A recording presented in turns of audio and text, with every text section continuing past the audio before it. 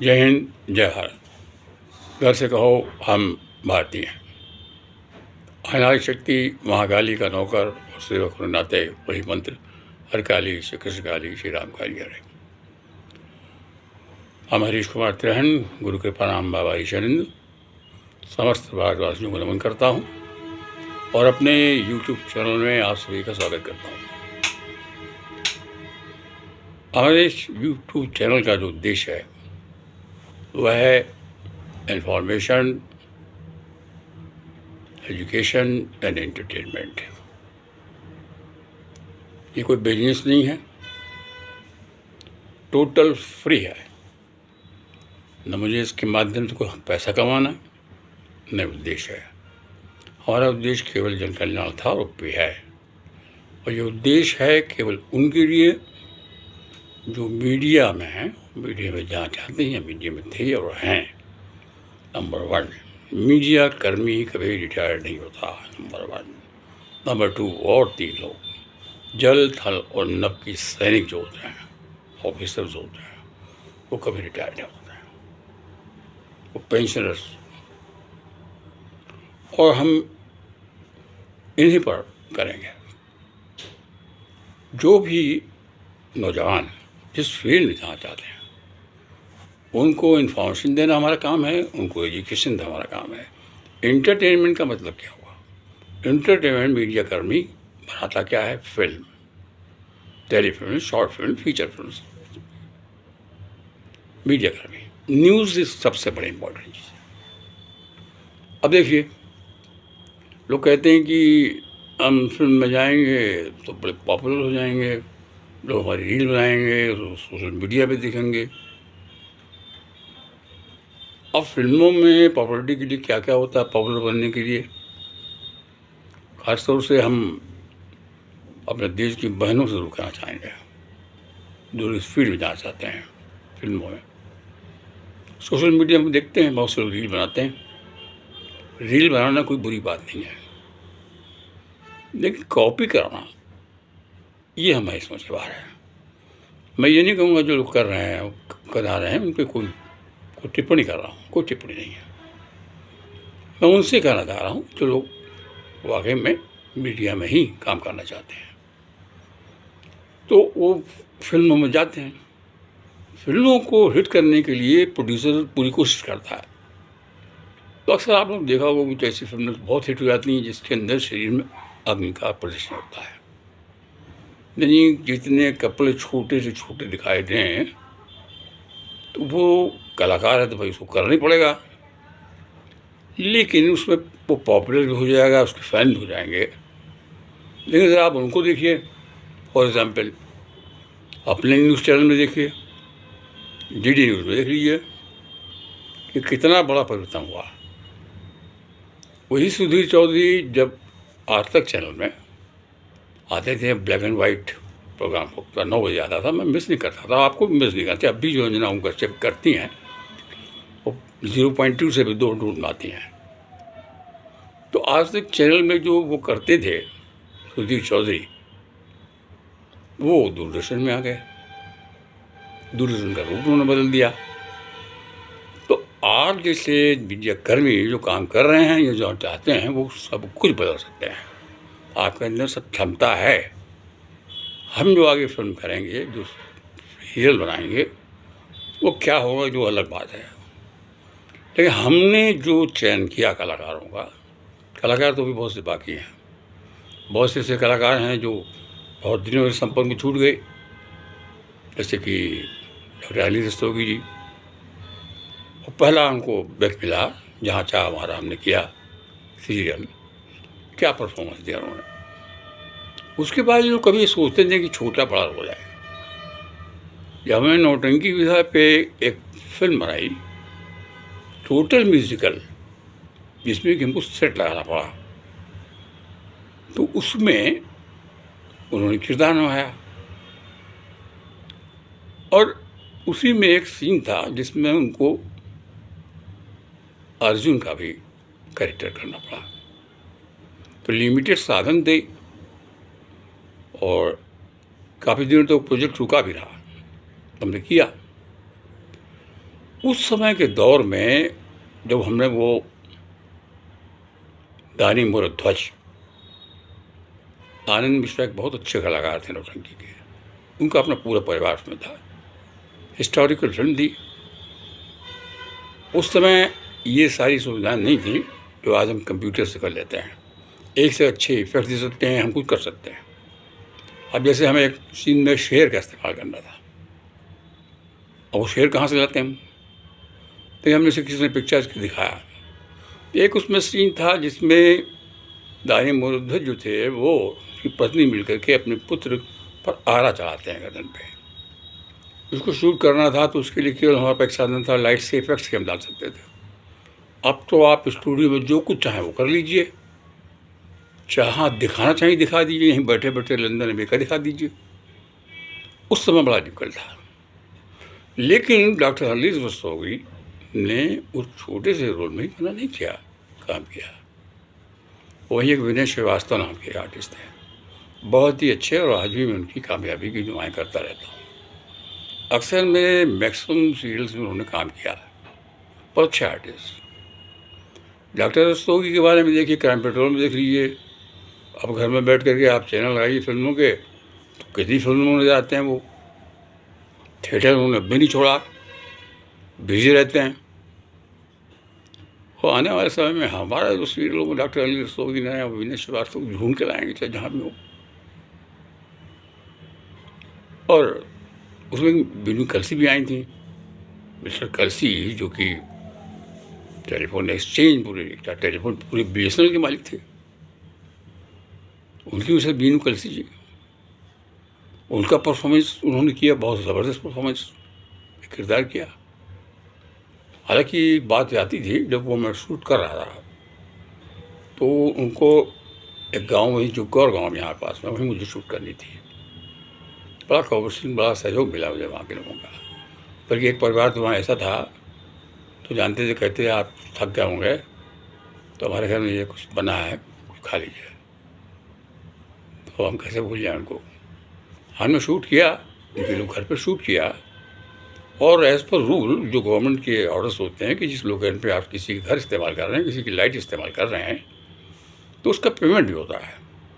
कोई लोकेशन का उस समय 500 पर डे के हिसाब से पेमेंट होता था, वो पेमेंट भी हमने उनको दे रहा है। क्राउड किसी की सप्लाई होती है उसके लिए पेमेंट होता है, हर चीज़ का पेमेंट होता है।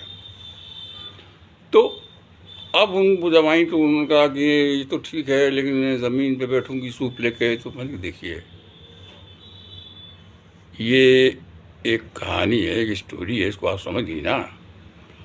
ये जो है ये विधवा प्रथा की स्टोरी है।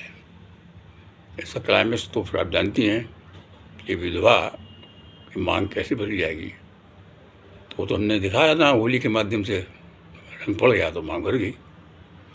तो अब ये किरदार आपको निभाना है तो ज़मीन पे तो बैठना पड़ेगा। ये कि आप उस परिवार से संबंधित हैं तो साधन नहीं है। उन्होंने हमारी बात मानी, और फिर उन्होंने जो परफॉर्मेंस दिया उसका आपको जवाब ही नहीं। फिर उसके बाद में ये मेरा इंडिया, अमरीश पुरी के साथ उन्होंने वो उनका सॉन्ग पिक्चर में क्या परफॉर्मेंस किया उन्होंने। अभी इसी जहाँ चारा में मिथिलेश चतुर्वेदी, हालांकि दुनिया में नहीं है, दुर्जन का कैरेक्टर किया उसने। पानी के अंदर जाके हमने नाव लगा के शॉट लिया, पानी के अंदर से शूट किया उसको। शोले की स्टाइल में उसने डायलॉग बोलने की, कदम का स्टेप लिया, डायलॉग उसने स्टाइल से बोलो। आज फिल्म लोग कहाँ पहुँच गया। कोई फिल्म देख लीजिए, गदर से लेके कहाँ तक। मगर जाना तो सबको है, वो चला गया। जहाँ तो हमें भी है, क्यों भैया, तारीख निश्चित है। एनीवे, लेकिन उसकी कला जिंदा है। इसी तरह उसमें मैंने लिया संजीव प्रेमी, बहुत बहुत अच्छे फोटोग्राफर थे। वैसा फोटोग्राफर समझ नहीं आया। हिंदुस्तान टाइम्स में जितने बड़े अखबार थे, क्या फोटोग्राफी करता था। जब मैंने उसको लिया अपनी पिक्चर में, तो सीरियल में, तो लोगों ने कहा कि तुमने किस सरदर्द को ले दिया, ये बनाएगा नहीं, ये क्रिटिक करके दुनिया भर कर देगा। हमें कोई बात नहीं, देखी जाएगी, क्यों रिस्क ले रहा हूँ, ले रहा हूँ। उसके अंदर कला है, मैं देखा। उसने जो रोल अदा किया है मैं आपको बता नहीं सकता हूँ। फिर मैं निकल आया, हम बता रहे थे क्या परफॉर्मेंस किया उसने। कहाँ हो इतना एक्टिव फोटोग्राफर, वो कहाँ गाँव में बिल्कुल लल्लू का कैरेक्टर क्या निभाया। अब उसके बारे में आपको क्या बताऊँ, हालांकि वो भी दुनिया में नहीं है, लेकिन संजीव प्रेमी है, प्रेमी है। देखिए इत्तेफाक अपने फोटोग्राफी के कमाल में राजीव गांधी साहब की एक कवरेज थी और वो चढ़ गया ट्रेन के ऊपर वहाँ से अपना फ़ोटो लेने के लिए, मगर उसे क्या मालूम था कि उसी के ऊपर लगी हुई तार इंतज़ार कर रही है उसकी अंतिम सांस का। वो करंट लगा और वो फिर झटके बचा आया। लेकिन परफॉर्मेंस उसके टेप जो रखे हैं लाइब्रेरी में, सेंट्रल फिल्म बोर्ड में जो उसके टेप रखे हैं जिसके परफॉर्मेंस के, अगर आप उसे देखेंगे तो जीता जागता वो संजीव प्रेमी का जो परफॉर्मेंस है, उस किरदार को आप देखेंगे तो आपके अंदर एक चीज़ पैदा होगी, हाँ जिसे आप क्या समझते थे वो क्या निकला, वो क्या कर सकता है। आप ये मत सोचिए कि फिल्मों में या सीरियल में आने के लिए सुंदर चेहरा चाहिए। सुंदरता कला का चेहरा सुंदर होना ज़रूरी नहीं है, प्रतिभा होनी चाहिए बस। पता नहीं किस तरह का रूल लागू करना पड़ेगा, पहली बात। तो ये सब सब्जेक्ट हैं जो हम आपको बता रहे हैं। आप लोगों ने अनुभव के बारे में पूछा, अनुभव के माध्यम से भी आप सब सीख ही रहिए, यही कोचिंग है यूट्यूब की। तो इसको सीखिए, करिए।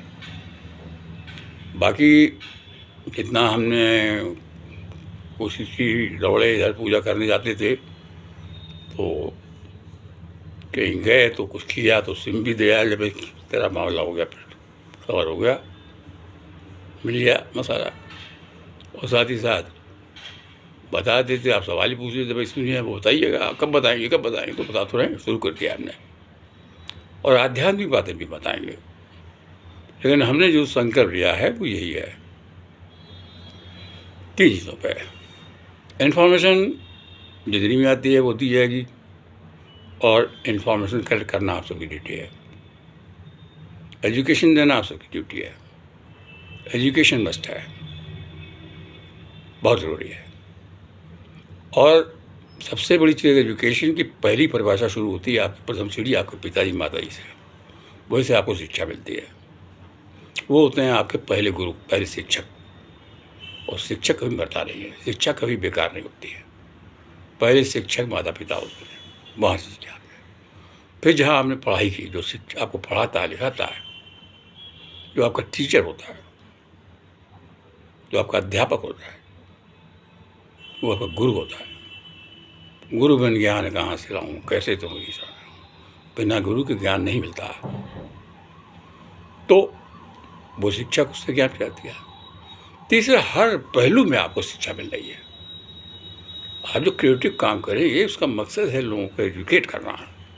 आप कोई भी प्रोजेक्ट लेके चलेंगे, उसको बनाएंगे, तो आपका थीम ये होना चाहिए कि इसके माध्यम से मैं जनमानस को क्या संदेश दे सकता हूँ, किस तरह से मैं इस कैमरे के माध्यम से, अपने कलाकारों के माध्यम से किसी चीज़ को कैसे हाईलाइट कर सकता हूँ, सत्यता को कैसे मैं उजागर कर सकता हूँ। भले मुझे स्टोरी में सत्यता दिखाने पर अंत में और लास्ट में केवल ये लिखना पड़े कि ये टोटल स्टोरी काल्पनिक है, ये कल्पना है, इसका किसी जात संप्रदाय से कोई मतलब नहीं, ये कैप्शन लगाना पड़ेगा, लेकिन स्टोरी रियली होती है।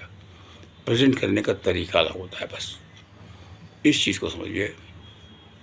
फॉर एग्जाम्पल, आप सबसे कहूँगा, मैं किसी फिल्म की पब्लिसिटी नहीं कर रहा हूँ, लेकिन एज ए क्रिएटिव डायरेक्टर होने के नाते आपसे कहूँगा कि धुरंधर जरूर देखिए कि चैप्टर वाइज किस तरह से डायरेक्टर ने किस सब्जेक्ट को कैसे दिखाया, और पाकिस्तान के लिए उसने किस तरह से एक मैसेज दिया, उस डायरेक्टर को मैं शुरू करूँगा।